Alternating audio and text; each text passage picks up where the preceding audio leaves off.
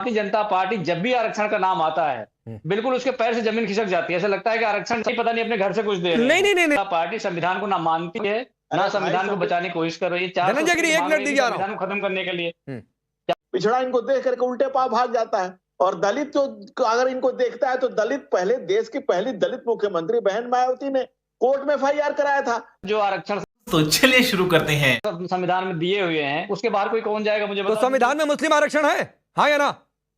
बात तो सही है। नहीं आप मुझे या किसी भी धर्म आधारित आरक्षण है? धर्म के आधार पर आरक्षण कहाँ है संविधान में, मुझे बताइए। तो मैं तो कह तो रहा हूं कि नहीं है। फिर आपके नेता क्यों मांग रहे हैं धर्म आधारित आरक्षण? मुस्लिम आरक्षण क्यों चाहिए भाई? अरे राकेश जी, मांग करना कोई गलत है क्या? अगर कोई हाँ क्यों नहीं गलत है? अरे गलत है। पिछड़ा तो ये मांग गैर संवैधानिक हो गई, असंवैधानिक मांग हो गई। चाहे किसी भी धर्म के लिए आरक्षण की बात करेंगे, जब संविधान ने धर्म आधारित आरक्षण की व्यवस्था नहीं दी है और अगर कोई भी मांग करेगा तो वो मांग असंवैधानिक हो गई।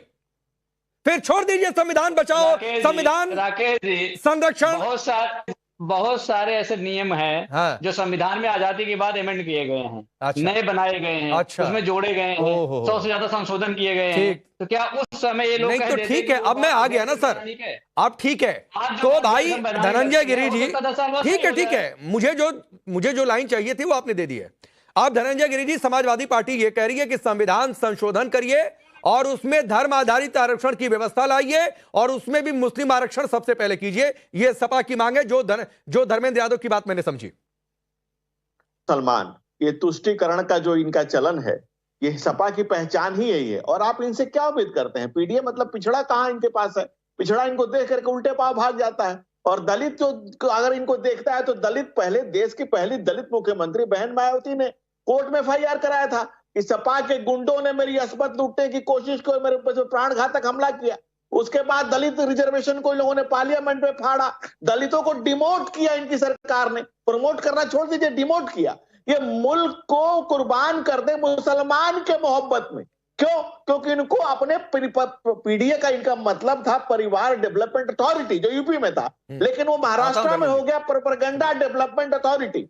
ये प्रोपेगेंडा फैला करके मुसलमानों को ये दिखाने की कोशिश कर रहे हैं कि हमें मुल्क जाए भाड़ में, हमारी मोहब्बत में मुसलमान सर्वश्रेष्ठ है। और बताइए, जब एक प्रोफेसर को ये नहीं पता है कि आरक्षण कोई गरीबी उन्मूलन कार्यक्रम नहीं है, बाबा साहब डॉक्टर भीमराव अम्बेडकर ने जिस शोषितों को, दलित पिछड़ों को गैर बराबरी दूर करने के लिए, समान के लिए लाया था।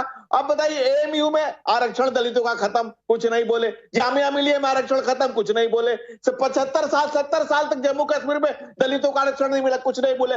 मुसलमान के खिलाफ मुंह खोलने में इनका क्या हो जाता है? मैं वो असंवैधानिक बातें, अनपार्लियामेंट्री बातें बोलना हमारे संस्कार में नहीं है। लेकिन ये मुल्क का कबाड़ा कर दे मुसलमान को ये दिखाने के लिए कि भाई तुम्हारे लिए तो हम ही जिएंगे मरेंगे।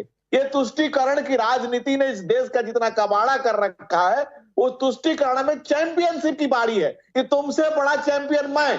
तुमने इतना बड़ा काम किया, मैंने हिंदुओं पर गोली चलवाई, मैंने राम भक्तों पर गोली चलवाई, तो मैंने राम के उसको अरेस्ट किया, तो मैं तुम्हारे लिए वक्फ बोर्ड लेके आया, तो मैंने 2013 में सीमित पावर दी कि तुम जितना मन करे जमीन रख आओ।